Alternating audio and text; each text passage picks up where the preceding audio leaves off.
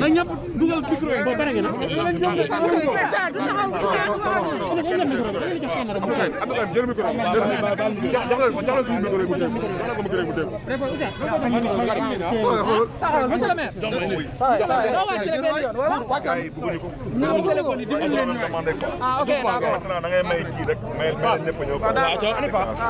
allez, posez vos questions.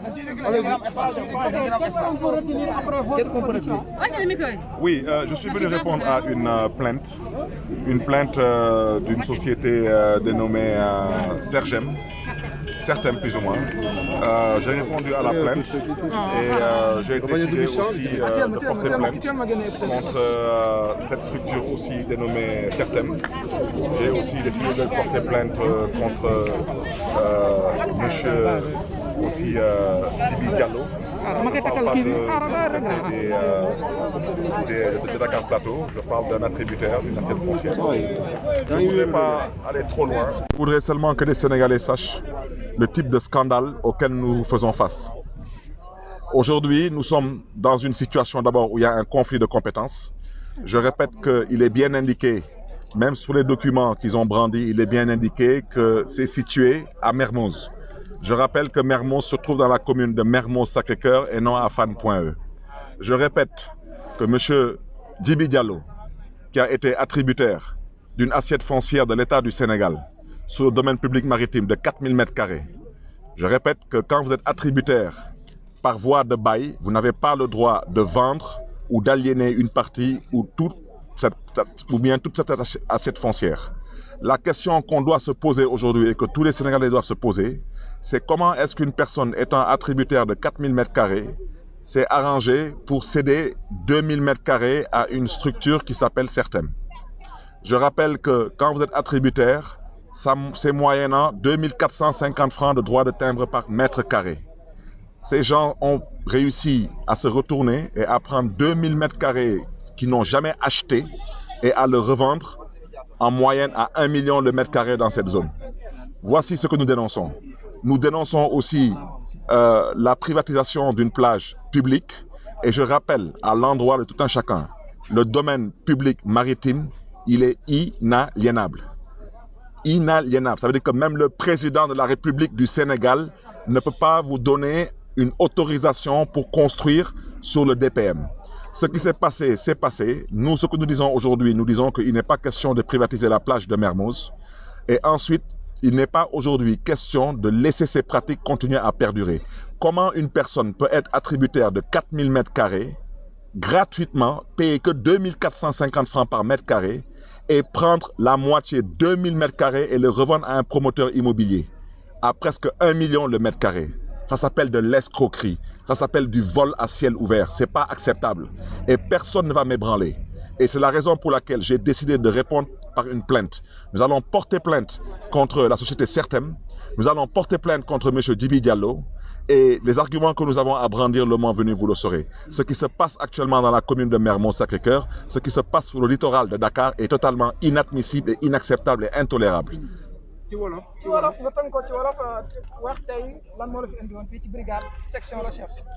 lu ma fi indi woon dañ ma plaintoon ma ñëw wuy ji ci plainte bi wante ñun tamit dinañ plainte tamit ñu ngeen xam ne dañu plainte parce que am na lu ngeen xam ne ni day daal di ñuroo leneen te mënuñu nangu nekk ci dëkk bu ñuy woowee Sénégal mu am ay nit yu nga xam ne dañuy dem di laaj ñu leen di jox ay suuf ne dañu bëgg tabax ay juma ay jàkk wala ay école wala ay clinique ñu jox leen suuf jooju ñu daal di wëlbatiku di jël suuf jooju di ko jaay dama ne tey état du Sénégal amul droit jaay suufam su la état du Sénégal joxee suufam da la koy jox ci li ñuy woowee bail mooy contrat de location daanaka yow mel ni yow da ngaa jóg dem loué ji appartement ci immeuble ngay loué appartement dem ba ci biir jël appartement buñ la loué nga wëlbatiku jaay appartement bi wala nga wëlbatiku jël benn néeg ci appartement bi wala benn wàññ ci appartement bi nga dal di ko jaay waxuñu sax nga loué ko moo wonte nga jaay ko bail képp ku am bail mooy contrat de location entre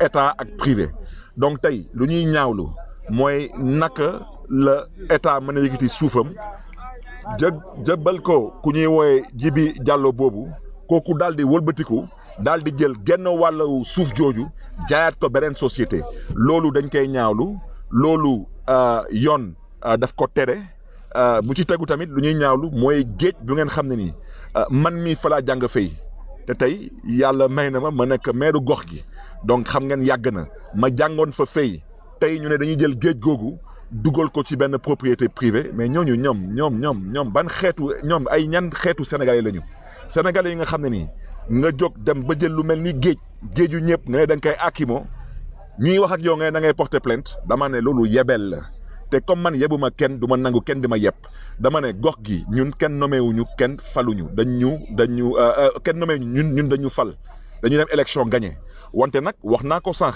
nee naa ci dëkk bu mel ni Sénégal lu mel ni président Macky Sall di tabax siège u APR te amul permis de construire yéen tamit xam ngeen boobaa tamit lu waay neex def donc loolu mooy wax ji ça veut dire que tey ku mel ni président di ilif réew mi di jaay doole mairie di jaay doole maire def lu ko neex jaay doole teg gendarmerie tabax guddi te amul permis de construire te moom président Macky Sall mu ngi may dégg kon président Macky Sall su mënee dem ba def ñaawteef bu mel noonu asama sénégalais lambda yéen nag dama leen di ñaan nag na ngeen gëstu tur yu ma leen di wax noonu ngeen gëstu tamit société yu mu leen wax noonu parce que Sénégal ku am 2 milliards ba ngay génn tu n'es pas n'importe qui te Sénégal pour nga porter plainte Barthélémy Dias ci lu mel noonu ñu may indi gendarmerie tu n'es pas n'importe qui wante nag du ma sori ci wax ji parce que le moment venu si la presse vous n'êtes pas capable de savoir ce qui certaines vous n'êtes pas capable de savoir ce qui ces personnes-là je vous dirai qui sont-ils parce que c'est la République des copains et des coquins et ça suffit. yaa ngi doon wax monsieur le maire sànq ne mètre carré bi ci mètre carré bi. propager cette construction au niveau de la Mermoz Sacré-Cœur. Nous voulons d'abord récupérer notre plage, remettre en cause tout ce qui a été fait sur l'assiette foncière là-bas. C'est une assiette foncière où il y a beaucoup d'autorités de ce pays qui y sont. Je ne veux pas spéculer, mais il y a beaucoup d'autorités de ce pays qui y sont. Nous, on ne remet pas en cause ces autorités, qui sont-ils, ou la chance qu'ils ont eue, ou le statut qui leur permet d'avoir ces assiettes foncières. Nous disons non à la privatisation d'une plage publique. Nous disons non aujourd'hui à la violation de l'accès à une plage publique. Nous disons aujourd'hui non à la spéculation foncière. Comment un citoyen sénégalais peut être bénéficiaire, attributaire de 4000 mètres carrés gratuitement? Il n'a payé que 2450 francs de droit de timbre par mètre carré. Se retourne, prend 2000 mètres carrés, il les revend à presque 1 million le mètre carré. Ça fait 2 milliards. Voici comment des fonctionnaires sont devenus milliardaires dans ce pays et voici comment des coquins du pouvoir sont devenus milliardaires. J'avais ces temps-ci décidé de ne pas parler parce que je m'occupais du Covid-19. Mais comme on a décidé de me faire parler, je vais parler. Et ceux qui sont dans ce pays en train de se partager le foncier, je donnerai leur nom. Quel que soit leur rang et leur statut, c'est totalement inadmissible de leur part. Les gens doivent savoir raison garder. Ce sont les mêmes attributaires, les mêmes personnes. Ces gens-là sont partagés tout le foncier de ce pays. Je veux que les Sénégalais sachent que l'État du Sénégal n'a pas le droit de vendre son foncier. Tout Sénégalais qui sollicite une assiette foncière de la part de l'État du Sénégal, il est attributaire moyennant une taxe symbolique qu'il paie à l'État. Comment ces Sénégalais peuvent se permettre d'être les mêmes attributaires dans ce pays de 16 millions d'habitants et comment sont les mêmes Sénégalais qui se permettent de prendre la moitié de ces assiettes qu'on leur donne et qui spéculent et qui revendent ces assiettes foncières? Au nom de quoi? Et je souhaiterais rappeler à l'endroit de l'autorité que la loi est claire. La loi dit que nul n'a le droit d'être plus de 2 fois attributaire dans le même département.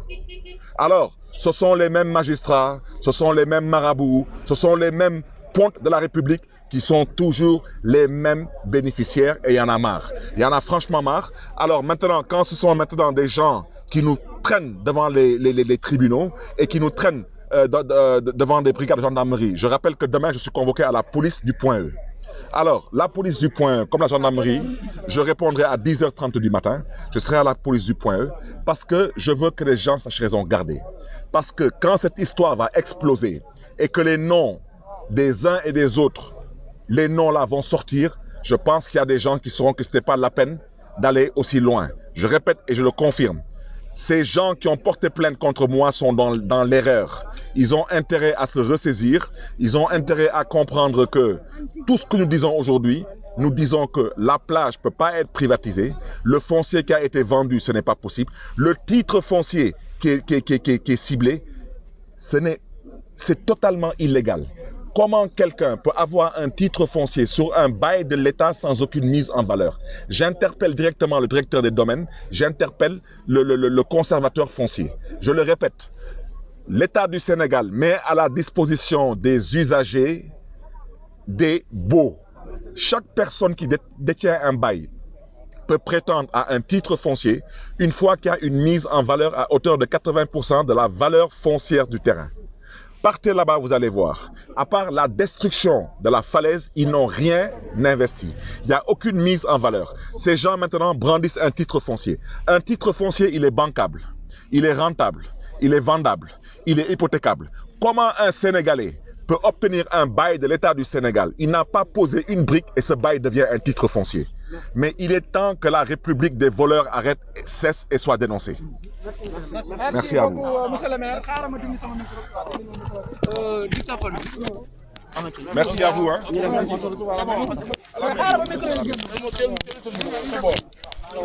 Merci beaucoup.